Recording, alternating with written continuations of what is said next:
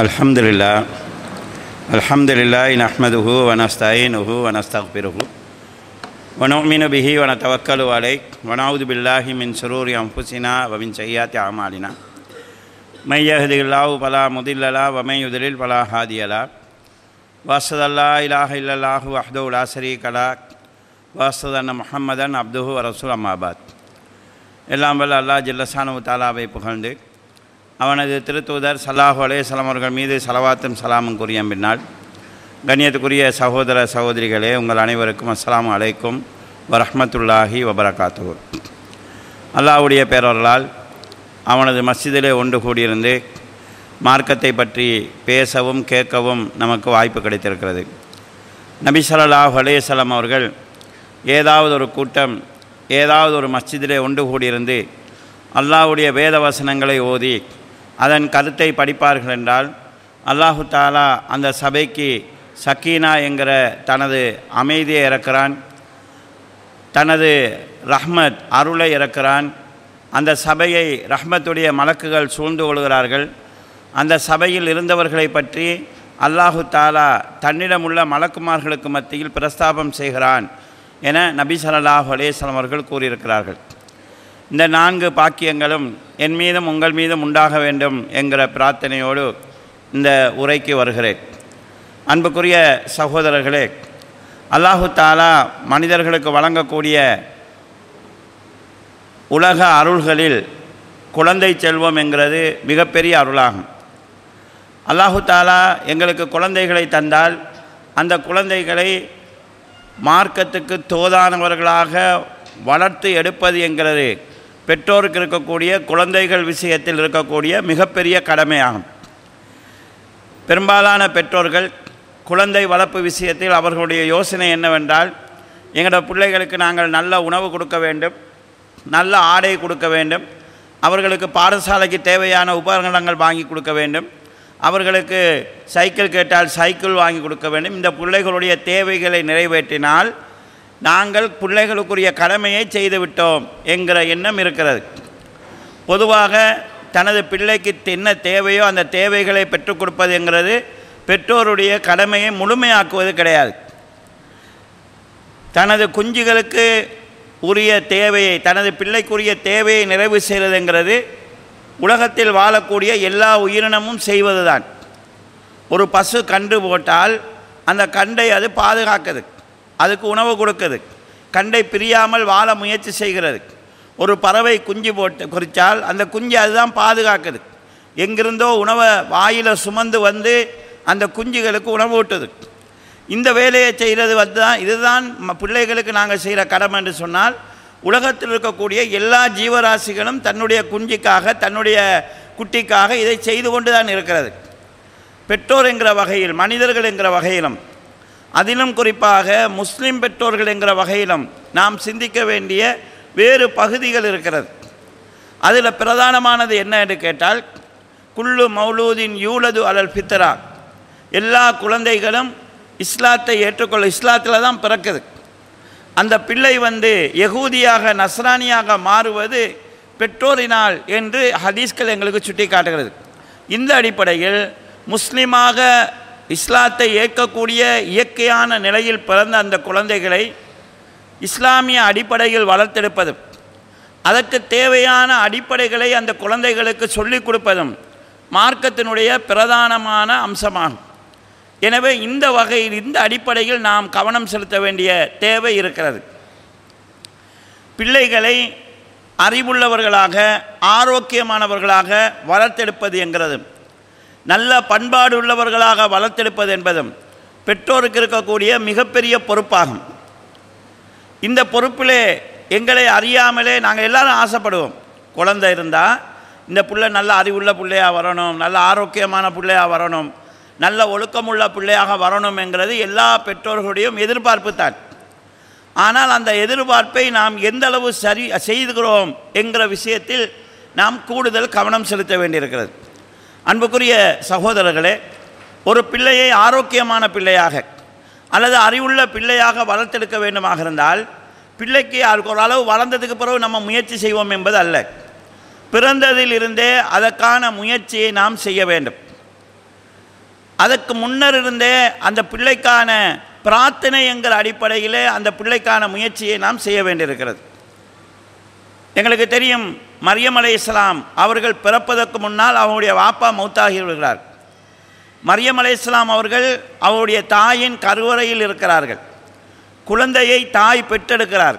பெற்றெடுத்ததும் அந்த தாய் யா அல்லாஹ் சைத்தானிடமிருந்து இந்த குழந்தையையும் இந்த குழந்தையின் சந்ததிகளையும் பாதுகாக்குமாறு உன்னிடம் நான் பாதுகாவல் தேடுகிறேன் என்று மரியம் அலைஹிஸ்ஸலாம் அவர்கள் துஆ செய்கிறார்கள். புள்ள அப்போ தான் பிறந்திருக்குது. இந்த பிள்ளைக்கு சைத்தான் வந்து என்ன கெடுதியை உண்டாக்கிறோம் என்று அவங்க யோசிக்கலை. பிள்ளைக்கும் துஆ செய்கிறாங்க, அதுக்கு கிடைக்கக்கூடிய பிள்ளைக்கும் துஆ செய்கிறார்கள்.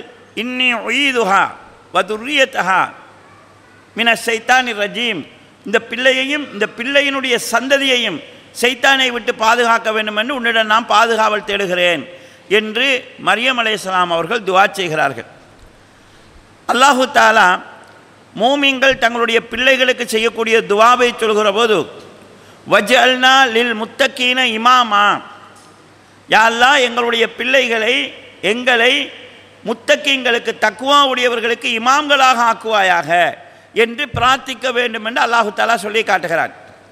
என்னுடைய பிள்ளை ஒரு தக்குவாதாரியாக இருக்க வேண்டும் என்கிறதல்ல, தக்குவாவோடு இருக்கிறவர்களுக்கு இமாம்களாக வழிநடத்துகிறவர்களாக என்னுடைய பிள்ளை இருக்கணும் என்கிறது ஒரு பெற்றோருடைய தந்தையினுடைய துஆவாக இருக்க வேண்டும் என்று இந்த வசனம் எங்களுக்கு சொல்லி காட்டுகிறது.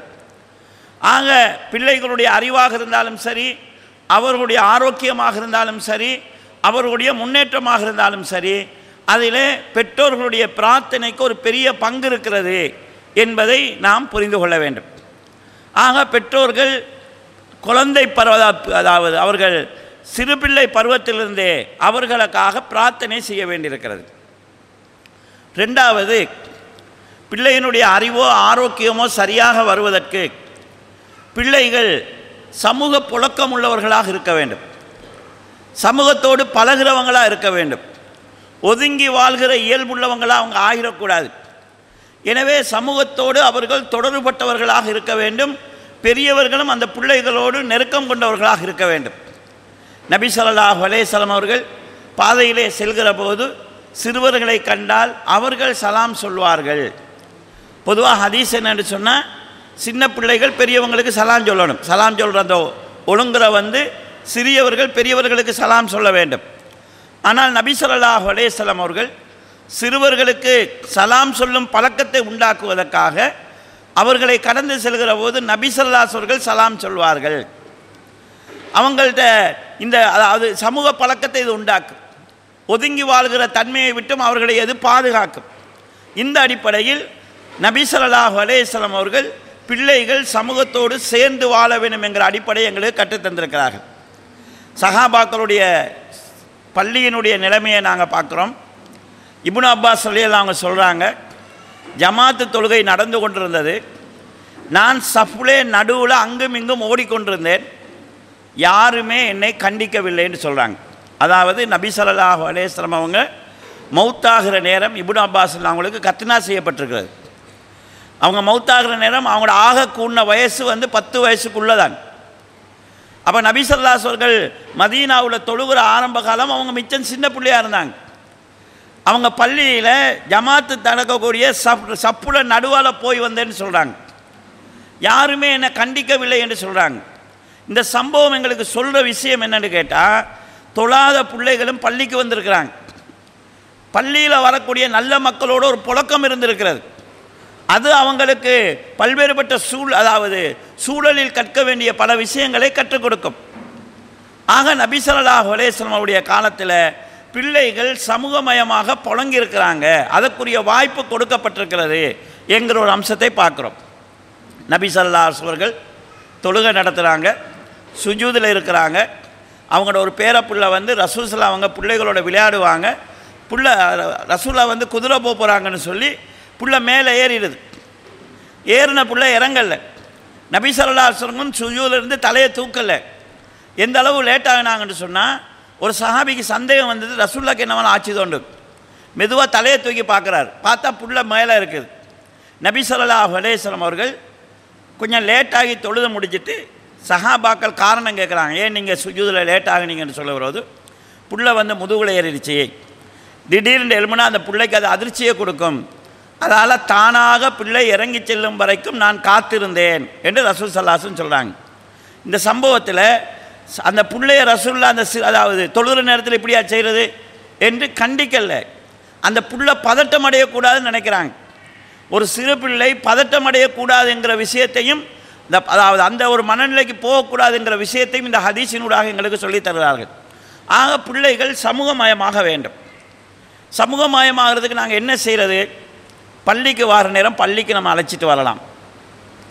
யாராவது குடும்பத்துக்கு ஊருக்கு குடும்பத்தாக்கள் யாராவது உறவினர்கள் வந்தால் பிள்ளைய ஒதுங்க விடாமல் கூப்பிட்டு பிள்ளைய அவங்களுக்கு அறிமுகம் செஞ்சு அவங்களுக்கு சலான் சொல்ல வச்சு அவங்கள பேச வைக்கலாம்.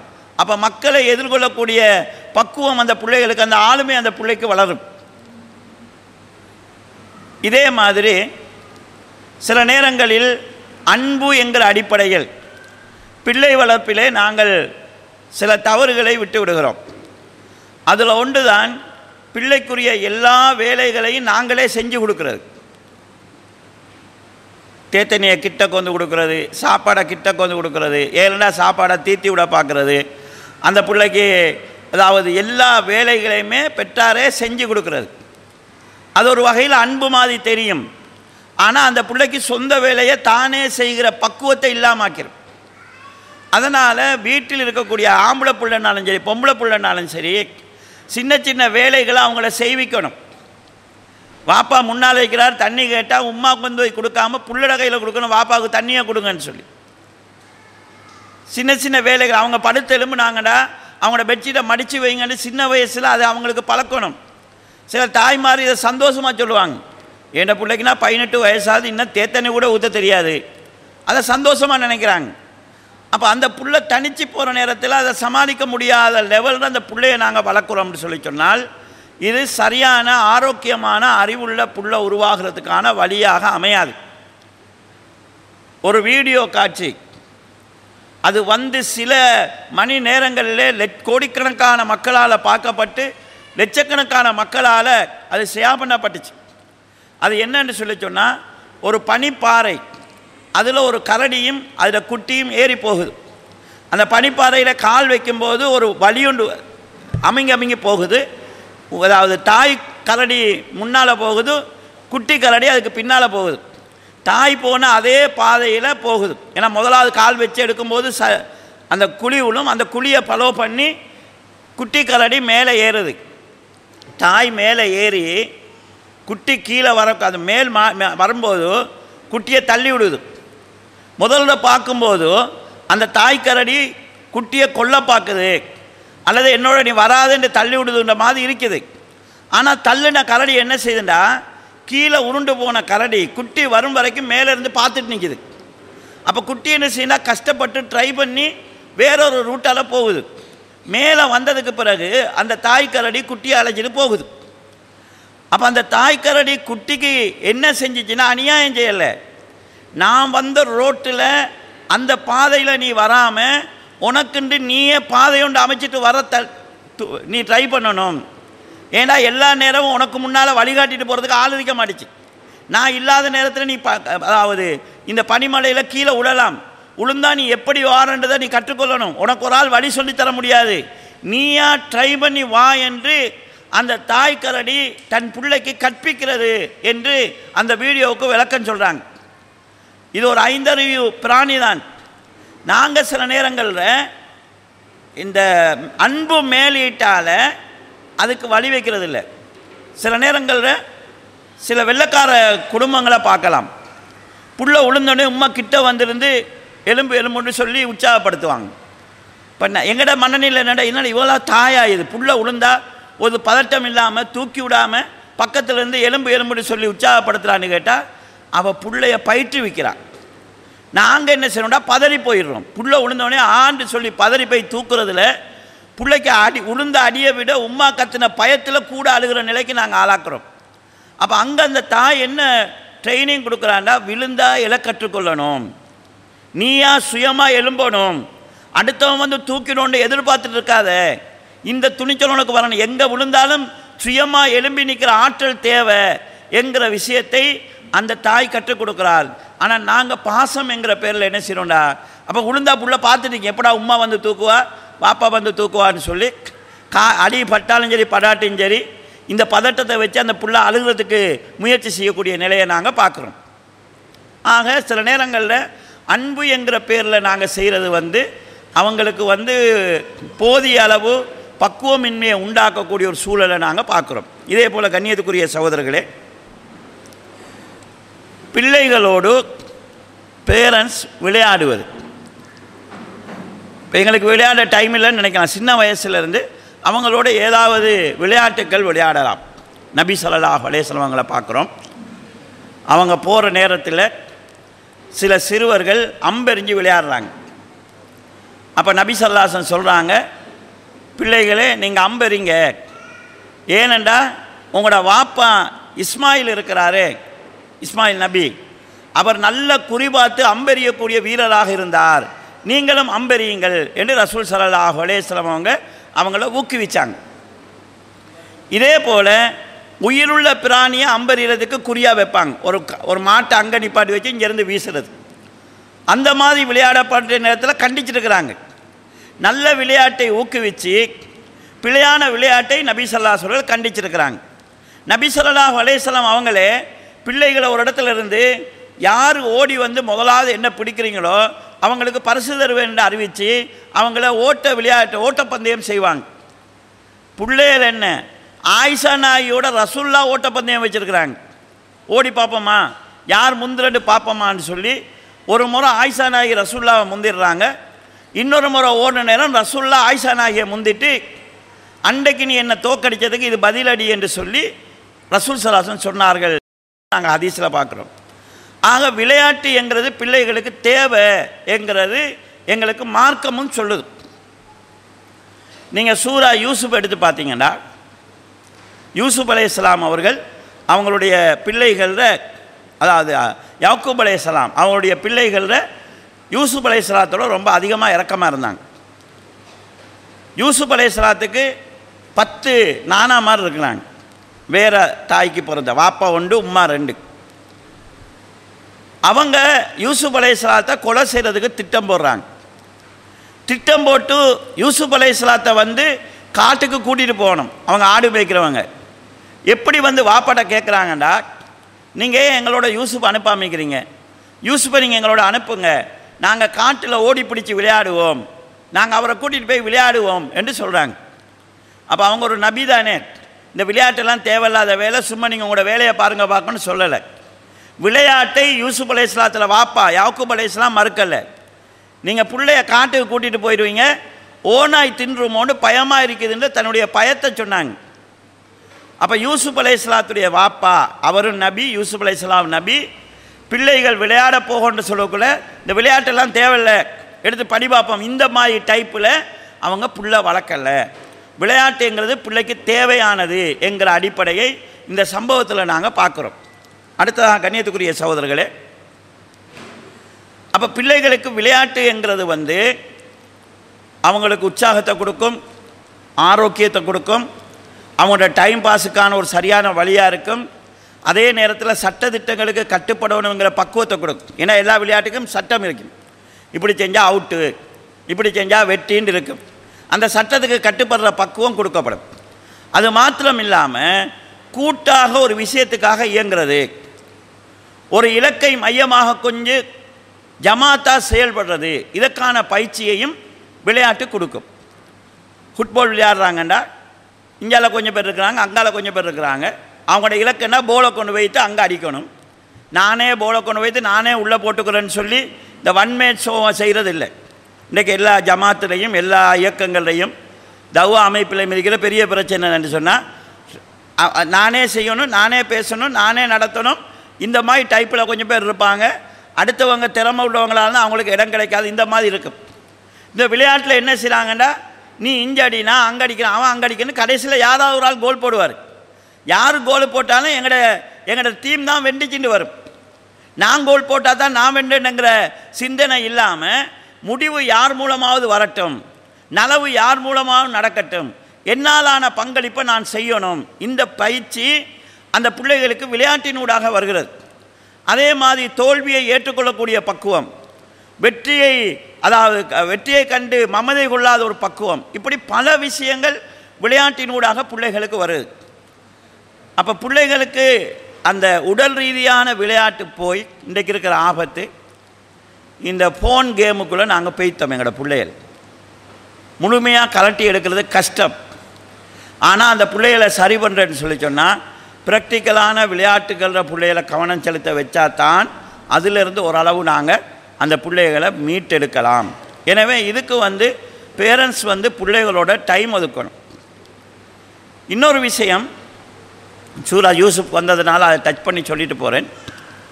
தன்னை சூழ உள்ள சமூகத்தை பற்றிய அறிவு பிள்ளைகளுக்கு கொடுக்கப்படணும்.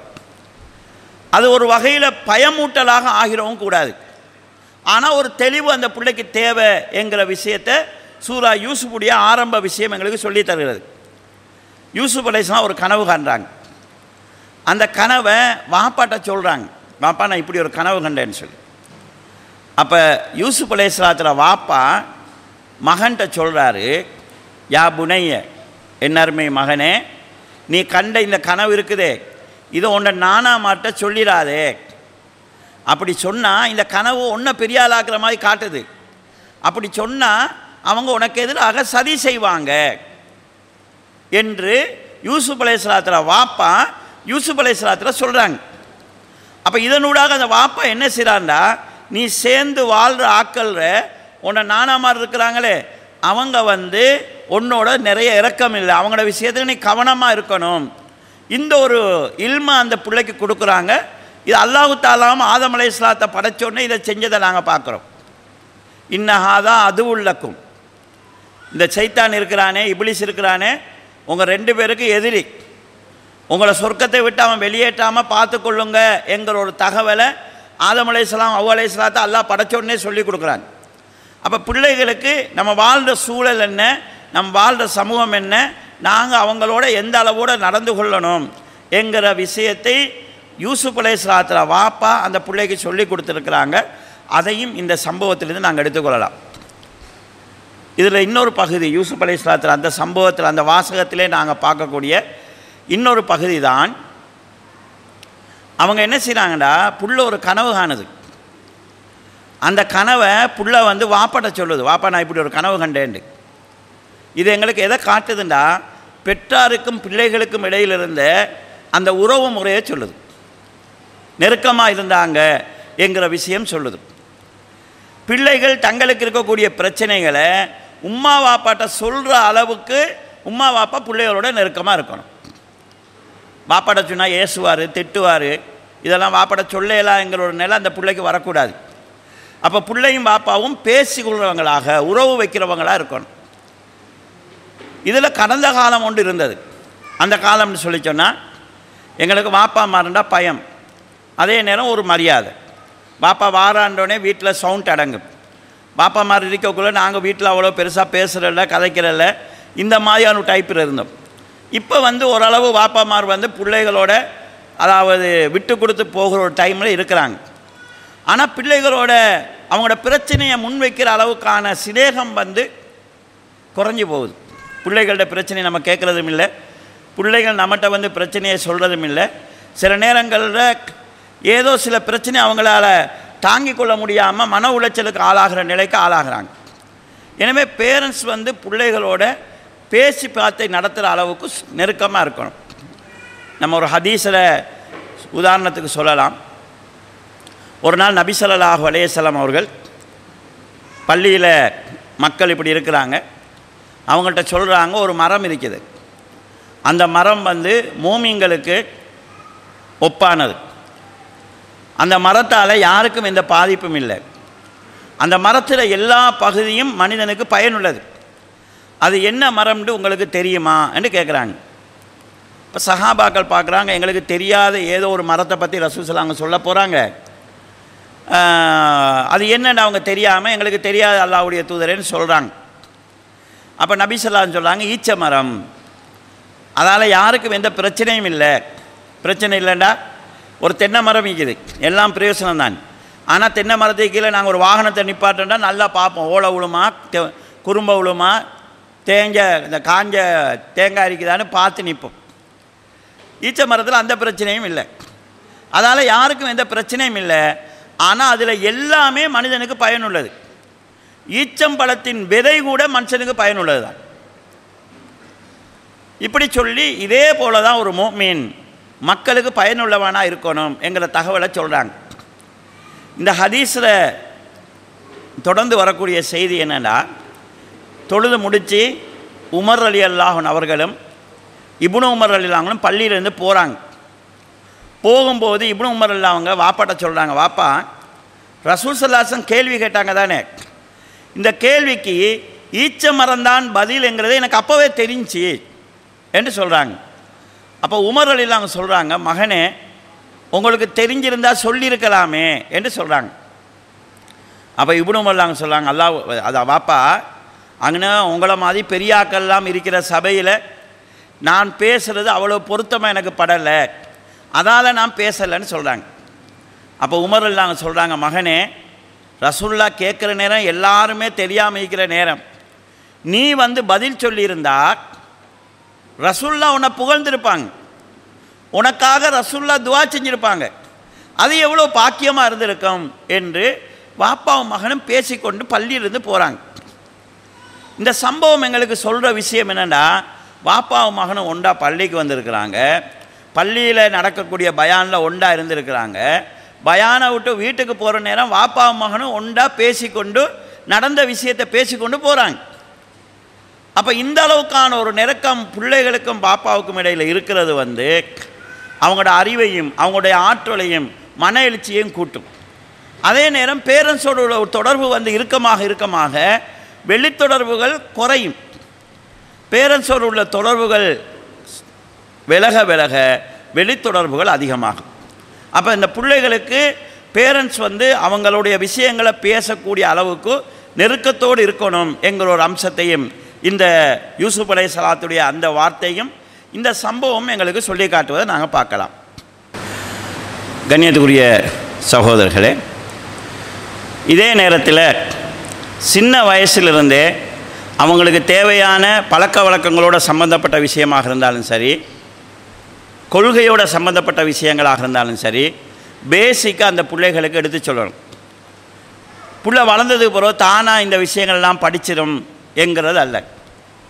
இதில் சின்ன வயசில் விஷயத்தை புள்ள விளங்குதா இல்லையா என்பதை விட நல்ல விஷயங்கள் பிள்ளையினுடைய பழக்கமாக ஆக்கப்படணும். உதாரணமாக நபி ஸல்லல்லாஹு அலைஹி வஸல்லம் அவர்கள் ஒரு முறை சாப்பிட இருக்கிறாங்க. அவங்களோட அதாவது அவங்களுடைய பேரப்பிள்ளை ஒன்று சாப்பிட இருக்குது. அந்த பிள்ளை தான் வளர்ந்ததுக்கு பிறகு இந்த சம்பவத்தை சொல்லுது. சகனில் 2 கையாலையும் சாப்பிட அந்த பிள்ளை ஸ்டார்ட் பண்ணுது. அப்போ நபி ஸல்லல்லாஹு அலைஹி வஸல்லம் சொல்கிறாங்க, யா புனைய சம்மில்லா, என் அருமை மகனே முதலாவது பிஸ்மில்லா சொல்லுங்க. வக்குல் பியமீனிக், உங்களோட வலது கையால் சாப்பிடுங்க. வக்குல் மிம்மா எலிக், உங்களுக்கு பக்கத்தில் இருந்து எடுத்து நீங்கள் சாப்பிடுங்க. சகனில் தின்னும்போது அங்காலிருந்து எடுக்கக்கூடாது. இதை ரசூல் ஸல்லல்லாஹு அலைஹி வஸல்லம் சொல்லி கொடுக்குறாங்க. வீட்டில் தானே சாப்பிடுது, என்னோட தானே சாப்பிடுது, எப்படி வேண்டாலும் சாப்பிட்டு கொள்ளட்டும் என்கிற நிலையில் ரசூல் ஸல்லல்லாஹு அவங்க பார்க்காம அந்த பிள்ளைக்கு பேசிக்கில் அந்த நல்ல பல விஷயத்தை அந்த பிள்ளையினுடைய பழக்கமாக கொண்டு பார்க்குறாங்க. அப்போ இந்த அடிப்படையில் பிள்ளைகள் செய்யக்கூடிய தவறுக்கு தண்டனை இல்லை, ஆனால் அதை அப்படியே விடக்கூடாது. அவங்கள பக்குவப்படுத்துறதுக்காக பழக்கப்படுத்துறதுக்காக அவங்கள்ட்ட அந்த நல்ல மாற்றத்தை உண்டாக்குறதுக்கான முயற்சியை செய்யணும். அப்போ பழக்கங்களை நல்லதாக மாற்றுதல் என்கிற ஒரு அடிப்படை இருக்குது. நம்பிக்கையை நல்லதாக மாற்றுறதுங்கிறது ஒரு பகுதி. ஹதீஸில் நாங்கள் பார்க்குறோம், இப்னு அப்பாஸ் ரலியல்லாஹு அவங்க இந்த செய்தியை அறிவிக்கிறாங்க.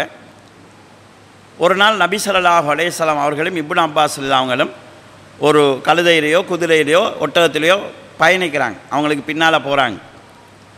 நபி ஸல்லல்லாஹு அலைஹி வஸல்லம் சொல்கிறாங்க, யா குலாம், மகனே, இன்னி வல்லிமுக பி கலிமாத்தின், உனக்கு சில வாசகங்களை நான் கற்றுத்தருகிறேன். இஹ்பலில்லாஹ யஹ்பதக், அந்த வாசகங்களை நீ பேணி நடந்தால் அல்லாஹ் உன்னை பாதுகாப்பான்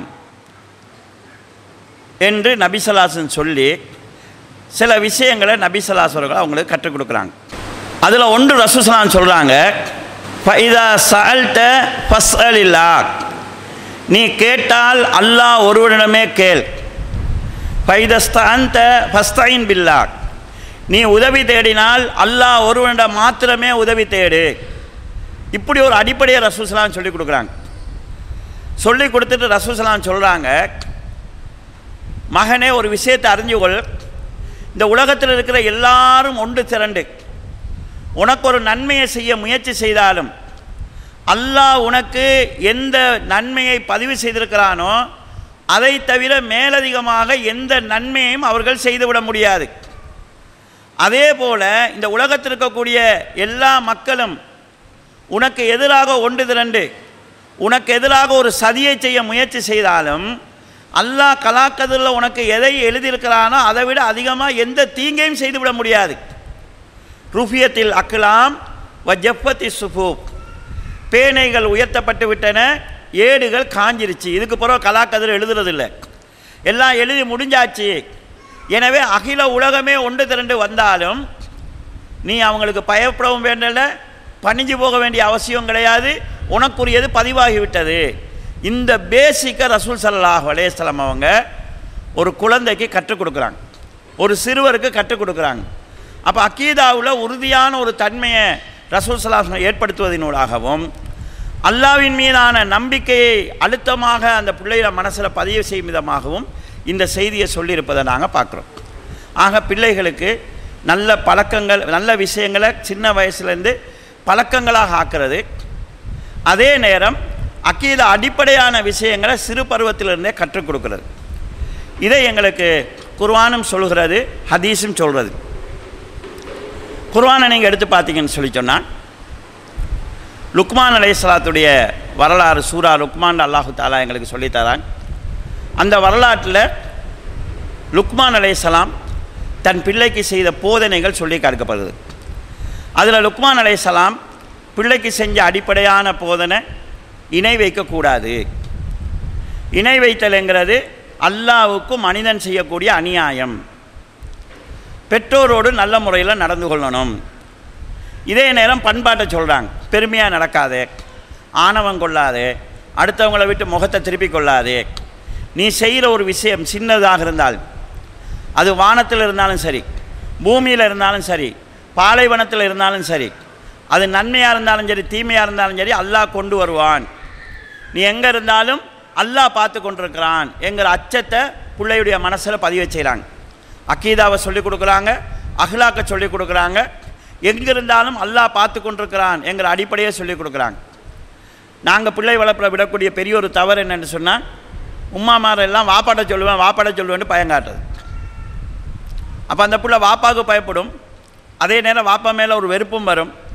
வாப்பா இல்லாட்டி அந்த பிள்ளை அந்த தவறை செய்கிற நிலைக்கு வருவாங்க. அல்லாஹ்வுக்கு பயங்காட்டுங்க, அல்லாஹ் பார்த்துட்டு இருக்கிறான் என்கிற சிந்தனையை உண்டாக்குங்க என்கிற அடிப்படையில் அந்த சம்பவம் எங்களுக்கு சொல்லிக் கொடுக்கப்படுகிறது. கண்ணியத்துக்குரிய சகோதரர்களே, பிள்ளையினுடைய அறிவு விருத்தியாக வேணும் என்று சொல்லி சொன்னால் அனுபவத்தின் ஊடாக அந்த பிள்ளை நிறைய விஷயங்களை கற்கணும். அதற்காக பிள்ளைகளில் பேரண்ட்ஸ் நாங்கள் பேரண்ட்ஸ் விடக்கூடிய ஒரு தவறு என்னன்னு சொன்னால், நாங்கள் படுற கஷ்டத்தை எங்களோட பிள்ளை அறியாமே நாங்கள் வளர்க்குறது. இப்போ வெளிநாட்டில் இருக்கிறவங்க பிள்ளைகள் வளர்க்குறாங்க, அந்த வாப்பா மாதிரி எப்பயாவது ஃபோட்டோ பிடிச்சி போடுவாங்க. ஃபோட்டோ எப்போ பிடிக்கணும், ரெஸ்டாரண்ட்டில் சாப்பிடக்குள்ளே ஃபோட்டோ பிடிக்கிறது, இல்லாட்டி யாரையாவது காருக்கு பக்கத்தில் இருந்து ஃபோட்டோ பிடிக்கிறது, பெரிய பில்டிங்கு பக்கத்தில் இருந்து ஃபோட்டோ பிடிக்கிறது. இங்கே உள்ள பிள்ளைய நினச்சிட்டு வாப்பா எப்பயும் ரெஸ்டாரண்ட்டில் 5 ஸ்டார் ஹோட்டலில் சாப்பிட்றாரு, காரில் சுற்றுறாரு, ஏசி ரூமில் இருக்கிறாரு, அவருக்கு என்னன்ற மாதிரி பிள்ளைகள் நினைக்கிற மாதிரி அந்த பிள்ளைய வளர்த்துறாங்க. அவங்க படுக்கிற ரூம் வாரதில்லை, அவங்க எந்த நாளும் சாப்பிட்ற ஹுபுசு வாரதில்லை, அவங்களோட அந்த வாழ்க்கை எவ்வளோ கஷ்டமானதுங்கிறத சொல்கிறதில்ல. நாங்கள் படுற கஷ்டம் எங்களோட பிள்ளைகளுக்கு தெரியாமல் இருக்கோன்னு நினைக்கிறாங்க. பேரண்ட்ஸுடைய கஷ்டம் பிள்ளைக்கு தெரியணும், தெரிஞ்சால் தான் அந்த பிள்ளை பக்குவமாக இருக்கணுங்கிற அடிப்படையை புரிஞ்சு கொள்ளும். கஷ்டம் தெரியாமல் வளர்ப்பது என்கிறது பிள்ளை மீது உள்ள அன்பு அல்ல. நாங்கள் செலவழிக்கிற காசை பெறுவதற்கு வாப்பா எவ்வளோ கஷ்டப்படுறாரு, உம்மா எவ்வளோ சிரமப்படுறாங்கங்கிறது அந்த பிள்ளைகளுக்கு தெரிய வரணும். அப்போ தான் நம்ம இதை கேட்கலாமா கேட்கக்கூடாதா, பாப்பா இவ்வளோ கஷ்டப்பட்டு வந்து தந்த சாமானை நாங்கள் வீணாக்கக்கூடாது விரயமாக்கக்கூடாதுங்கிற பக்குவம் அந்த பிள்ளைகளுக்கு வரும். நாங்கள்லாம் சின்ன வயசில் ஏதாவது வீட்டில் வேலைகள் செய்வாங்க. வீட்டு வேலைன்னா அந்த டைமில் சில ஏரியா இருக்கும் பீடி சுற்றுவாங்க, சில ஏரியாவில் அந்த சாக்கில் இருந்து நூல் எடுத்து அந்த நூலை தனியாக கட்டி கடைகளுக்கு விற்பாங்க. ஏதோ வீட்டு தொழில்கள் செய்வாங்க. உம்மா வாப்பா புள்ள குட்டி எல்லாருமே இருந்து அந்த வேலையை செஞ்சிட்ருப்பாங்க. அப்போ கஷ்டம்டா என்னன்னு பிள்ளைக்கு தெரியும், வாப்பா உம்மா படுற கஷ்டம் பிள்ளைகளுக்கு தெரியும். அந்த கஷ்டம் தெரியாமல் பிள்ளைகளை வளர்க்குறதுங்கிறது ஆபத்தானது. எனவே குடும்பத்தினுடைய நிலைமை, குடும்ப கஷ்டம்டா என்ன, பணத்தை சம்பாதிக்கிறதுக்கு எவ்வளோ சிரமப்படுறாங்க, வாப்பா எவ்வளோ கஷ்டப்படுறாரு, உம்மா எவ்வளோ கஷ்டப்படுறாங்கங்கிற விவரம் தெரிஞ்சால் அது அன்றாட வாழ்க்கையினூடாக அந்த பிள்ளை பல விஷயங்களை படிச்சுக்கணும். பேரண்ட்ஸில் இருக்கக்கூடிய பெரியோரு இன்னொரு பலகீனம் என்னன்னு சொன்னால், படிப்புங்கிறது நாங்கள் இந்த ஸ்கூல் சிலபஸை படிக்கிறத மட்டும் படிப்பாக நினச்சிட்டு இருக்கிற பெரிய ஒரு பலகீனம். அது இன்றைக்கு நிறைய பிள்ளைகளுடைய வாழ்க்கையில் பெரிய பிரச்சனையை உண்டாக்கியிருக்குது. ஸ்கூலில் சிலபஸ் இருக்குது, அந்த சிலபஸில் படித்து 1வது 2வது வார பிள்ளைகள் நல்லா படித்த பிள்ளைகள், எல்லா பாடத்திலையும் ஏ எடுக்கிற பிள்ளை பி எடுக்கிற பிள்ளை நல்லா படித்த பிள்ளை என்கிற அந்த எதிர்பார்ப்பினால் காலையில் பிள்ளை போகுது ஸ்கூலுக்கு, 6 மணி தியானம் படிப்பு விளையாட்டு ஏதோ செய்கிறாங்க. ஈவினிங் வந்தோடனே படிப்பு போட்டி கிளாஸுக்கு அனுப்புறது, நைட் கிளாஸ் எல்லாம் முடித்து அந்த பிள்ளை வார குடும்பத்தோடு அந்த பிள்ளைக்கு தொடர்புக்கு டைம் இல்லை, அந்த பிள்ளைக்கு விளையாடுறதுக்கு டைம் இல்லை, அந்த பிள்ளைக்கு அடுத்தவங்களோட தன்னுடைய உணர்வை பகிர்ந்து கொள்றதுக்கான டைம் இல்லை. புள்ள படிக்குதுன்னு நினச்சி கொண்டிருக்கிறோம். இந்த பேப்பர் கல்வி முழுசான வாழ்க்கைக்கு பெரிய ஒரு உதவியாக இருக்காது. வாழ்க்கைக்கு தேவையானதை அந்த புள்ள கற்றுக்கொள்வது தான் வாழ்கிற சூழலை வச்சு, அந்த அடிப்படையில் உம்மாட்டிருந்து வாப்பாட்டிருந்து கூட வாழ்கிறவங்கள்ட்ட இருந்து அந்த புள்ள நிறைய விஷயங்களை கற்றுக்கொள்ள வேண்டியிருக்கிறது. அதுக்கான சூழ்நிலை இல்லாமல் போகுது. வெறுமனே இந்த பேப்பர் கல்வியை மட்டும் படிக்கிற பிள்ளைகளுக்கு வாழ்க்கைக்கு இதை வச்சு என்ன செய்கிறேன்னு தெரியாமல் இருக்குது. இது படிக்கக்கூடாதுங்கிறதல்ல, இது மட்டும்தான் இல்முங்கிற நிலை வந்ததுனால இன்றைக்கு நிறைய இளம் சந்ததிகள் உருவாகி வராங்க. குர்ஆன் ஓத தெரியாத பிள்ளைகள், தொழ தெரியாத பிள்ளைகள், ஜமாத்துக்கு வராத பிள்ளைகள், மார்க்கத்தினுடைய பேசிக் தெரியாத பிள்ளைகள் உருவாகி வராங்க. ஆனால் அவங்க சயின்ஸிலேயே எடுத்திருப்பாங்க, மெக்ஸிலேயே எடுத்திருப்பாங்க. அன்றாட வாழ்க்கையில் ஒரு வீட்டுக்கு ஒரு ஆள் வந்தால் வாங்க இருங்க சாப்பிட்றீங்களா டீ கொண்டு வரவான்னு கேட்குற அளவுக்கு விபரம் இல்லாத ஓ லெவல் ஏ லெவல் படித்த பிள்ளைகள் இருக்கிறாங்க. வீட்டுக்கு வந்துட்டாங்க, வந்தவங்க உள்ளுக்கு திடீர்னு பூரை ஏதாவது சலான்னு சொல்லி எங்கம்மா உமா இருக்கிறாங்கட்டா உமா வெளியே உள்ளுக்கு இருக்கிறான்னு சொல்லிவிட்டு அந்த பிள்ளை ரூமுக்கு போயிடுது.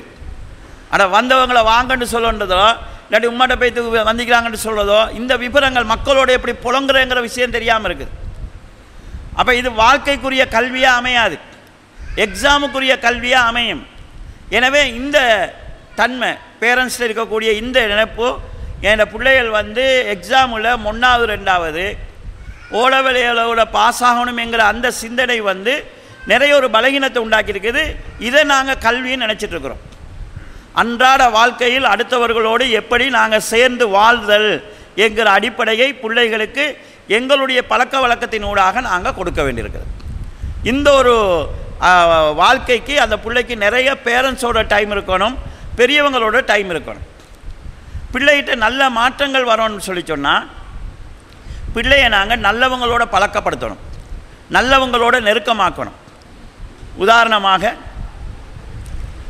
உம்மு சுலைம் ரலியல்லாஹு அன்ஹா அவர்கள், அவங்களுடைய பிள்ளை அனாத அனஸ் ரலியல்லாஹு வாப்பா மௌத்து, ரசூல்லா மதீனாவுக்கு வந்தோடனே உம்மு சுலைம் ரலியல்லாஹு அவங்க என்ன செய்கிறாங்கன்னா அனஸ் ரலியல்லாஹு அவங்கள கொண்டு வந்து ரசூல்லாட்ட சொல்கிறாங்க, இந்த பிள்ளையை நீங்கள் உங்களுக்கு ஹாதிமாக வச்சுக்கொள்ளுங்க, வேலைக்கு வச்சுக்கொள்ளுங்கன்னு சொல்கிறாங்க. வேலைக்கு வச்சுக்க சொல்கிறாங்க. ஏன்னு சொல்லி சொன்னால் அந்த பிள்ளை வேலைக்கு இருந்தால் ஏதாவது சம்பளம் கொடுப்பாங்க, அந்த சம்பளத்தை வச்சு வாழ்க்கை ஓட்டலாம்ங்கிறதுக்காக இல்லை. இந்த பிள்ளை என்கிட்ட இருக்கிறத விட ரசூல்லாட்ட இருந்தால் நிறைய விஷயங்களை படித்து கொள்ளும், இந்த பிள்ளையோட பக்குவம் சரியாக வரும் என்று அவங்க முடிவு செஞ்சு அனஸ் ரலியல்லாஹு அவங்கள ரசூல்லாட்ட கொடுத்தாங்க. அனஸ் ரலியல்லாஹு அவங்க சொல்கிறாங்க, என் உம்மா எனக்கு செஞ்ச பெரிய சேவையே என்னன்னு கேட்டால் என்ன ரசூல்லாட்ட கொடுத்தது தான் சொல்கிறாங்க. அப்போ நாங்கள் மக்களோட நல்லவங்களோட அந்த பிள்ளைக்கு தொடர்பை ஏற்படுத்துறது, நல்ல நட்புக்களை அந்த பிள்ளைக்கு உருவாக்கி கொடுக்கறது, இதெல்லாம் அந்த பிள்ளையுடைய அறிவும் நல்ல சிந்தனையும் வளர்கிறதுக்கான வழியாக இருக்கும். இதில் புள்ள கொஞ்சம் கொஞ்சம் வளர வளர பிள்ளைகிட்ட வாசிப்பு பழக்கத்தை உண்டாக்கலாம். வாசிப்பு பழக்கம் அந்த பிள்ளைக்கு வந்து அதில் ஒரு திறமை வந்தால், அதில் அந்த பிள்ளைக்கு ஆர்வம் வந்தால், நாங்கள் சொல்லாமலே பல விஷயங்களை தாங்களே தேடி கற்றுக்கொள்ளக்கூடிய ஒரு பக்குவம் அந்த பிள்ளைக்கு வரும். ஒருவேளை நீங்கள் நினைக்கலாம், ஒரு படிக்கிற பிள்ளை படிக்கிற டைமில் பேப்பர் பார்த்துட்டு இருக்குது, இந்த பேப்பர் பார்க்காம சிலபஸை படித்தா எக்ஸாமில் முன்னுக்காகலாமேன்னு நினைக்கலாம். வேறு புத்தகத்தை படிக்கிறதுக்கு வகுப்புல உள்ள பாட புத்தகத்தை படித்தா முன்னேறன்னு நினைக்கலாம்.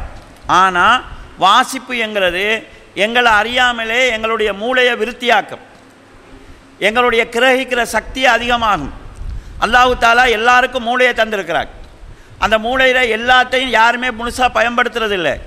நாங்கள் எப்படி பயன்படுத்துகிறோமோ அந்த அளவுக்கு அது திறமையானதாக அமையும். ஒரு கத்தி இருந்து அந்த கத்தியால் வெட்டி கொண்டு இருந்தால் தீட்டத்தான் கூறாகும். ஒன்றும் வெட்டலை தீட்டவும் இல்லைன்னா தானாக மொட்டையாகும். வாசிப்பு என்கிறது எங்களோட மூளையில் எங்களை அறியாமல் நிறைய விஷயங்களை சேகரிக்கும்.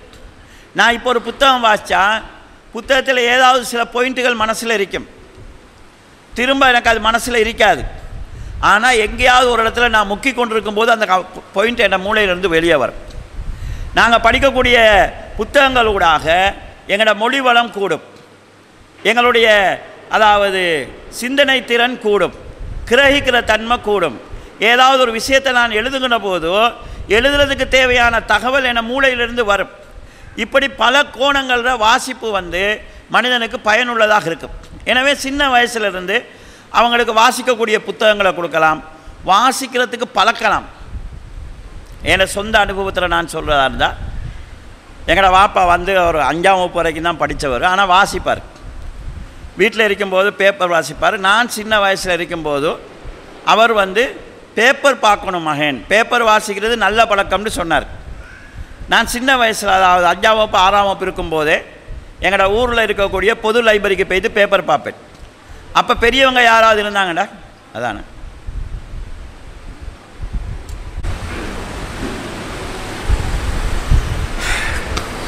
கண்ணியத்துக்குரிய சகோதரர்களே, இப்போ வாப்பா வந்து பேப்பர் பார்க்குறது நல்ல பழக்கம் மகன் என்று சொன்னதுனால நான் வந்து லைப்ரரியில் போய்ட்டு பேப்பர் வாசிப்பேன்.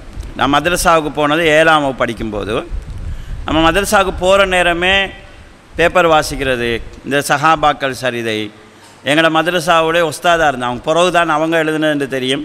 குகைவாசிகள், பத்ரு சஹாபாக்கள் வரலாறு, தொழுகையின் சாபின்னு அவங்க எழுதின புத்தகங்களெல்லாம் வாசிச்சிருந்தேன்.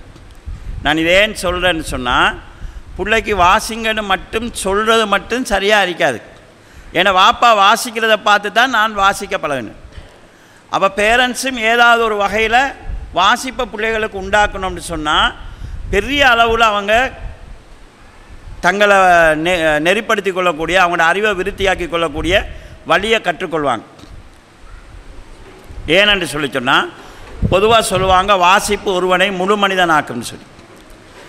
வாசிப்பு என்கிறது அவங்களோட தனிமையில் இருக்கிற நேரத்தில் நல்ல சிந்தனைகளோடு அவங்க உறவாடுவதற்கான வழியாக இருக்குது. அப்போ பிள்ளைகள் பெற்றார்களும் கொஞ்சம் வாசித்து அந்த பிள்ளைகளுக்கு அந்த பக்குவத்தை உண்டாக்குறதுக்கான வழியை செய்யலாம். அவங்க விரும்பி படிக்கக்கூடிய மாதிரியான புத்தகங்களை, அவங்களோட கதைகளை அந்த பிள்ளைகளுக்கு வாங்கி கொடுக்கலாம்.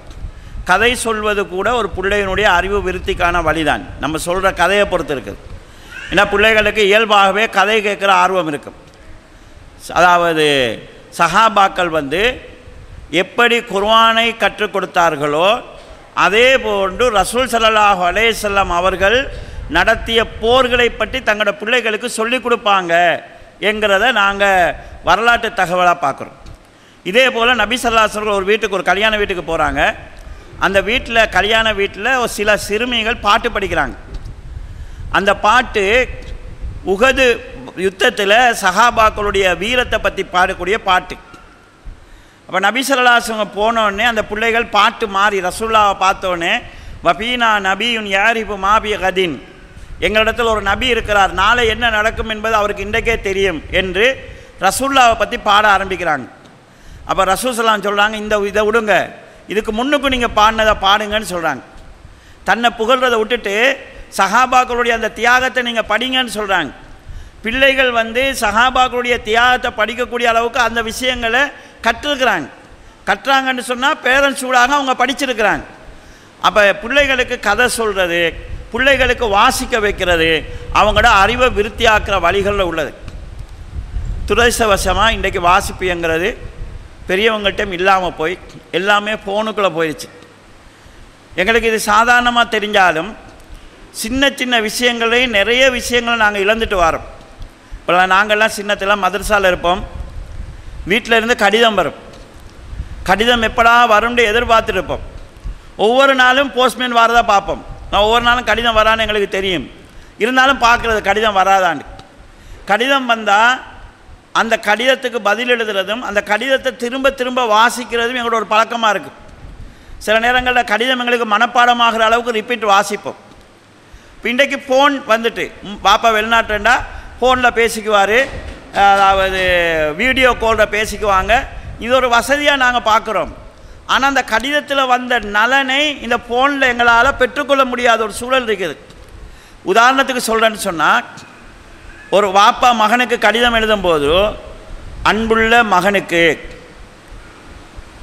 அல்லது என் உயிர் மகனுக்கு அஸ்ஸலாமு அலைக்கும்னு ஆரம்பிப்பார். நாங்களும் கடிதம் எழுதும்போது அன்பும் பண்பும் பாசமும் நிறைந்த வாப்பாவுக்கு அஸ்ஸலாமு அலைக்கும்னு எழுதுவோம். எழுத்தில் எங்களோட உணர்வை நாங்கள் பரிமாறிக்கொள்கிறோம், பேச்சில் அப்படி பரிமாறிக்கொள்ளல.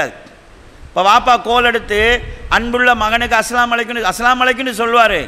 அன்புள்ள மகனுக்கு அஸ்ஸலாமு அலைக்கும்னா எனக்கு சிரிப்பு வரும், என்ன இவர் செய்கிறாருன்னு. நானும் கோல் எடுத்து அன்பும் பண்பும் நிறைஞ்ச வாப்பாவுக்கு என்னடா விளையாடுறியான்னு கேட்பார் அவர். அப்போ இந்த எழுத்தினூடாக எங்களோட உணர்வுகளை நாங்கள் பகிர்ந்தோம், பாசத்தை பகிர்ந்தோம். அதை எங்களுக்கு இதனூடாக பகிர முடியாமல் இருக்குது. நீங்கள் கடந்த காலத்தில் வாழ்ந்த அறிஞர்கள் பிள்ளைக்கு கடிதம் எழுதுறத தனி புக்காக அமைச்சிருக்கிறாங்க. அன்புள்ள மகனுக்கு வாப்பா பிள்ளைக்கு எழுதிய கடிதம் தனி புத்தகமாக இருக்குது. அப்போ அதனூடாக என்ன செய்கிறாங்கண்டா அந்த பாசத்தை உணர்வை பகிர்றாங்க. எங்களுக்கு நேரடியாக செஞ்சு கொள்ளலாமல் இருக்குது. அப்போ எழுத்துங்கிறது எங்களை அறியாமலேயே சின்ன விஷயத்தில் பறிபோனது எங்களுக்கு பெரிய இழப்புக்களை உண்டாக்குது. எனவே இந்த எழுத்தோடு தொடர்புறதுங்கிறது கல்விக்கு மிக அடிப்படை. அவன்தான் உங்களை எழுதுகோள் மூலமாக கற்பித்தாண்டு குர்ஆன்ல அல்லாஹ் ஆரம்பத்தில் சொல்கிறான்டா. பேன எழுத்துக்கூட முக்கியத்துவம் என்னங்கிறத நாங்கள் புரிஞ்சு கொள்ள வேண்டியிருக்குது. எனவே எங்களுடைய பிள்ளைகளுக்கு எழுத்தோடு தொடர்பு உண்டாக்கணும். நாங்களும் தூரமாக இருந்தோம்னா ஏதாவது எழுதலாம். பிள்ளைக்கு டெலிஃபோனில் பேசுகிறது போக அதை எழுத்தினூடாகத்தான் நாங்கள் வாயால் சொல்ல கூச்சப்படுற மாதிரியான விஷயங்களையும் சொல்லிக் கொடுக்கக்கூடிய வாய்ப்பு இருக்கிறது.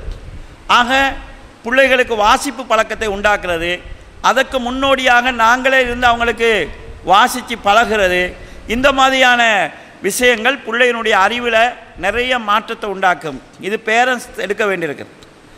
அதே மாதிரி ஆசிரியர்களும் வாசிப்பை தூண்ட வேண்டியிருக்குது. இப்போ நாங்கள்லாம் சின்ன வயசில் இருக்கும்போது ஆசிரியர்கள் பேப்பர் வாசிக்க சொல்லுவாங்க. பேப்பரில் கட்டிங் எடுப்போம். அதில் கதைகளை வேறையா, பொறுக்கிய பூக்கள்னு ஏதாவது தத்துவங்கள் வரும் அதை வேறையா, சிறுகதைகள் வேறையா, கார்ட்டூன் சித்திரங்கள் அதாவது கேலி சித்திரங்கள் தனியாக, இப்படி எடுக்கிற ஒரு அந்த மாதிரி பழக்கங்கள் இருந்துச்சு. அது எங்களுக்கு தேடலை உண்டாக்கு. எனவே பிள்ளைகளுக்கு வாசிப்பு, நாங்கள் பேப்பர் தான் வாசிக்கணும் இல்லை, பேப்பர் வாசிக்கிறதும் உலகத்தை அறிஞ்சு கொள்றதுக்கு ஒரு வழியை உண்டாக்கும்னு சொன்னால் அது தேவையா? ஏன்னா நான் வாழ்கிற உலகத்தை அறிந்து கொள்வதுங்கிறது பெரிய ஒரு இல்மா இருக்கும். அப்படி இல்லைன்னா படித்தவனாக இருப்பான், ஒன்றுமே படிக்காதவன்ட்ட முட்டாளாகி கொண்டே இருப்பான். நல்லா படித்தவனாக இருப்பான், எவனாவது ஒருத்தண்ட சின்ன விஷயத்தில் ஏமாந்துட்டு பட்டிருப்பான். காசை கொடுத்துட்டு பிஸ்னஸ் செய்ய போகிறேன்னு சொன்னால் அங்கே 1 லட்சம் போட்டால் 10,000 லாபம் வரும், 5,000 லாபம் வரும்னு பெரிய பெரிய படித்தவன்லாம் கொடுத்துட்டு ஏமாறுற நிலைமையில பார்க்குறோம். ஏன்னா உலகம் அறியலை, அவங்க பேப்பர் அதாவது புத்தக பூச்சிகளாக இருந்திருப்பாங்க. அப்போ அன்றாட நம்ம வாழக்கூடிய சமூகத்தை புரிந்து கொள்வதற்கு வாசிப்பு பெருமளவில் துணையாக இருக்கும். இதே போல் கண்ணியத்துக்குரிய சகோதரர்களே, பெற்றோர்கள் இந்த மார்க்க கல்வியோடு உள்ள தொடர்பை பிள்ளைகளுக்கு அதிகப்படுத்துறது. இதுக்குன்னு சில நேரம் கல்விக்கு பாதிப்புன்னு நீங்கள் நினைக்கலாம். பிள்ளைகளை பயானுக்கு அனுப்பணுண்டா பிள்ளையோட கல்வியில் பின்னுக்காகினோம், ஸ்கூல் பாடத்தில் பின்னுக்காகினோம்னு சொல்லி பிள்ளைகளோட மனசில் நாங்கள் அறியாத பல சவால்கள் அவங்களுக்கு இருக்குது. அவங்க எங்கள்கிட்ட சொல்லாத பல சவால்கள் இருக்குது.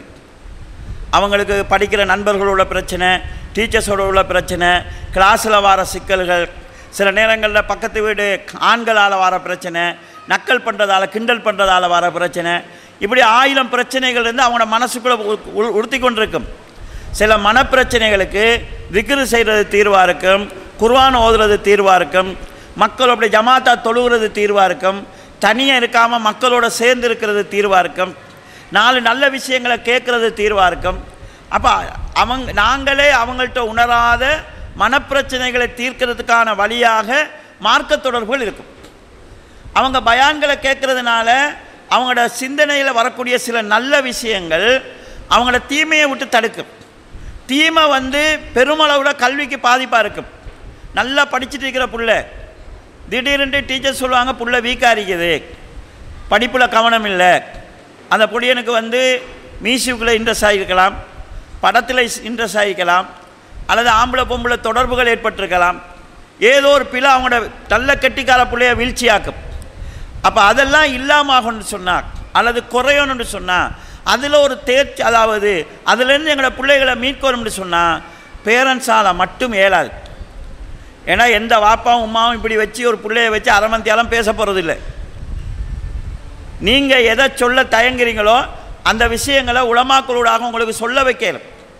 அப்போ முடிஞ்ச வரைக்கும் அவங்கள பள்ளியோடு இருக்கக்கூடிய பயான்களோட தொடர்படுத்துங்க. அது கல்விக்கு வீழ்ச்சி ஆகாது. கல்வியை டேமேஜ் பண்ணக்கூடிய பல தீய பழக்கங்கள்லேருந்து அவங்கள பாதுகாத்து தரும். அது அவங்களுடைய கல்விக்கு வளர்ச்சிக்கு காரணமாக அமையும். குர்ஆனில் அல்லாஹ் தஆலா வத்தகுல்லா வ யுஅல்லிமுக்குமுல்லாஹ், நீங்கள் அல்லாஹ்வை அஞ்சி நடந்து கொள்ளுங்கள், அல்லாஹ் உங்களுக்கு கற்பிப்பான் என்று குர்ஆனில் அல்லாஹ் தஆலா சொல்லி காட்டுறார். கல்விக்கு மிக பிரதானமான ஒரு அம்சம்தான் கிரகிக்கிற சட்டம், சொல்லப்படுற விஷயத்தை கிரகித்து கொள்வது. அது இல்லைண்டா கல்வியில் வளர்ச்சி அடையலாது. இமாம் ஷாஃபி ரஹ்மத்துல்லாஹி ஒரு கவிதை இருக்குது, சக்கௌத்தி இலா வக்கீஇன் சூஹிஃப்லி, வக்கீ என்கிற என்னுடைய ஆசிரியரிடத்தில் மனப்பாடம் செய்ய கஷ்டமாக இருக்குதுன்னு நான் சொன்ன போது அவர் எனக்கு பாவம் செய்வதை விடு, பாவம் செய்கிறதை விட்டால் கிரகிக்கிற சக்தி கூடும். ஏனென்றால் கல்வி என்கிறது நூறுல்லா, அல்லாஹ்வுடைய ஒளி, அல்லாஹ் தன் ஒளியை பாவிக்கு கொடுக்க மாட்டான் என்று எனக்கு வழிகாட்டினார் என்று இமாம் ஷாஃபி ரஹ்மத்துல்லாஹி அவங்க சொல்லக்கூடிய ஒரு கூற்று.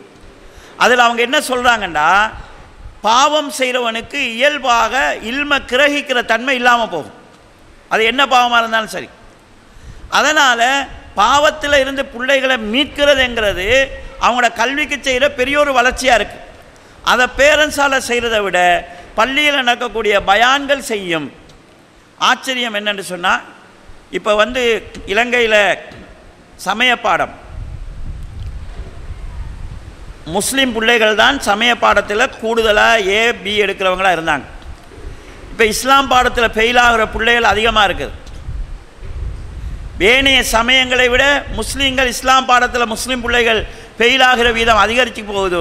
பிள்ளைகளுக்கு மார்க்க கல்வி இல்லாமல் போயிருக்கு. ஜும்மாவுக்கு வார பிள்ளைகள் நல்ல லேட்டாகி வாராங்க.